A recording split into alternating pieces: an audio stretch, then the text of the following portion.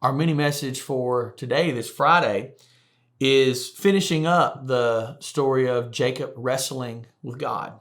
And we're going to look at the last couple of verses here in Genesis chapter 32. Let's look at verse 30. It says, Jacob named the place Peniel, which means face of God. For he said, I have seen God face to face, yet my life has been spared. The sun was rising as Jacob left Peniel, and he was limping because of the injury to his hip. Verse 32, even today the people of Israel don't eat the tendon near the hip socket because of what happened that night when the man strained the tendon of Jacob's hip. So he makes a memorial here. He names his place. And this is common. This is, Jacob has already named one place Bethel, right?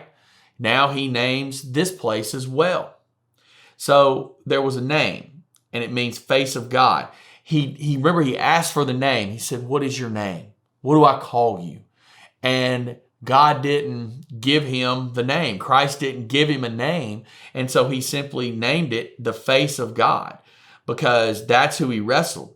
And this is who Jacob had been wrestling with his whole life. Jacob had been wrestling with God over his destiny. He'd been wrestling with God over would he surrender his life? Would he trust God? Would he continue to try to manipulate and do things in his own clever way? And Jacob understood that it was only by God's grace and God's mercy that he left this place. I mean, it's obvious from touching his hip and dislocating it that wrestling match was never a competition. It was over from the beginning. It was done. But Jacob held on. God was gracious to him. But then he limped. Notice there in verse 31, and he was limping because of the injury to his hip.